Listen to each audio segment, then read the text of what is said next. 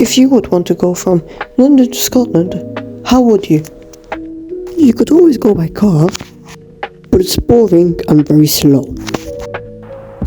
Okay then, how about airplanes? I like airplanes, it's fun. Although this one's quick and interesting, it's very expensive. So the best option is train, obviously. Alright guys, now you know train is the best. Make sure to like and subscribe. The show's over. Alright, I forgot to say something. But you've got two different lines, the West Coast main line and the East Coast main line. And what about the companies and all the different stuff? Both start in the same city and end in the same train station. However, they go by very different routes. We will look into the East Coast main line first and then the West Coast main line. The route is 393 miles long from Edinburgh Waverley all the way to London's King's Cross. Also, just to note, the speed limit is 125 miles per hour. I'll talk more about that later with the West Coast main line. As you can see, the route starts at London King's Cross and heads north to Stevenage, Peterborough, Grantham, Newark, Retford and Doncaster. Here in Doncaster, it splits towards Leeds via Wakefield and Edinburgh via York. Towards York, it will call at York, Northallerton, Arlington, Chester, Newcastle, Morpeth, I don't know how to pronounce the station, Berwick, Reston, and this one, and Edinburgh. The route obviously stays on the East Coast, because it's the East Coast main line, and has good connections with places such as Sheffield. I think that's about it, to be honest. Also East Anglia. Nowhere special, to be honest, just these places. The route is 400 miles long and, well, the speed limit. This is an interesting topic. Well, technically, the speed limit is 125 miles per hour. However, because of the tight curves, the majority of the trains go up to 110, with the only one going up to 125 is my favourite train, the Class 390. The West Coast main line starts at London Euston and heads north, calling at Watford Junction, where the London Overground ends, Milton Keynes Central, Northampton and Rugby. Here at Rugby, it splits in two, one heading west towards Birmingham while calling at Coventry, Birmingham, New Street, Wolverhampton and Stafford, and the east one calling at Nuneaton, Tamworth and rejoining at Stafford. Here it gets a bit confusing, okay? From Stafford, there's a branch going to Stoke-on-Trent, and it could head back towards Crewe to the West Coast main line, and from Crewe and Stoke-on-Trent you can head to Manchester Piccadilly, calling at Macclesfield, Stockport and Manchester Piccadilly. Now going back to Crewe, you can get a train to Warrington Banky, Liverpool Lime Street, and back to the Scotland branch you'll call at Preston, Lancaster, Oxenholme Lake District, Carlisle, and it'll split off either towards Glasgow Central or Edinburgh Waverley, where it will join with the East Coast main line.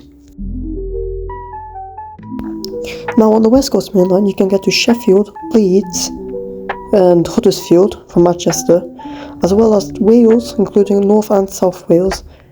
Also on the Chiltern network you can get to places such as Oxford, Aylesbury, that sort of region. Now with the routes out of the way, let's get started with the companies.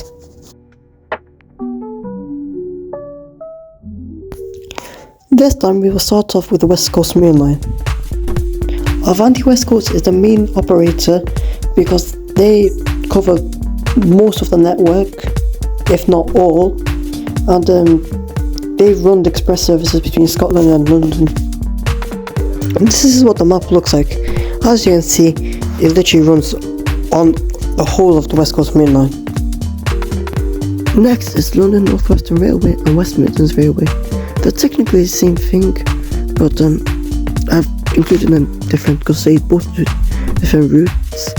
They both run from London Euston to Liverpool, but not directly. They both go through Birmingham. Next is the Overground. This runs between London Euston and Watford Junction, calling at all stations between there, and nothing else, to be honest.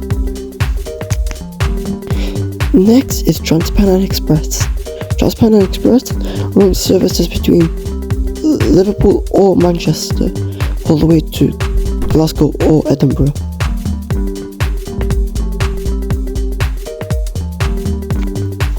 Cross Country also operates on the West Coast Main Line, mainly around Birmingham and Manchester. Northern operates commuting services between Manchester Piccadilly and Stoke-on-Trent, and also Liverpool to Carlisle and from Manchester as well.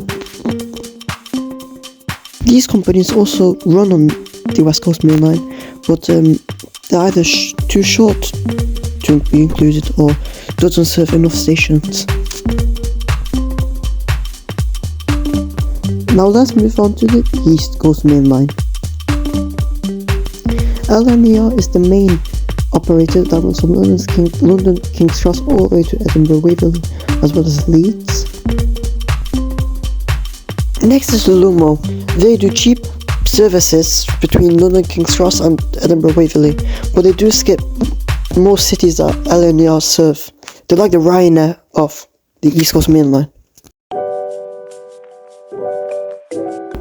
Grand Central also runs services on the East Coast Main Line, mainly between London King's Cross and Bradford or Sunderland.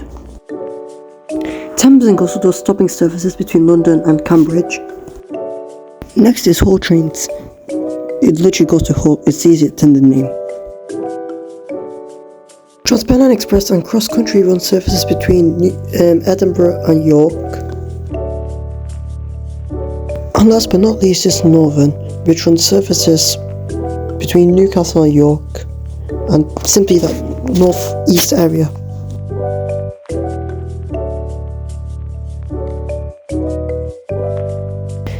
In the end, I do think the West Coast Main Line is better due to having better train operating companies and trains itself, and the connectivity across the country.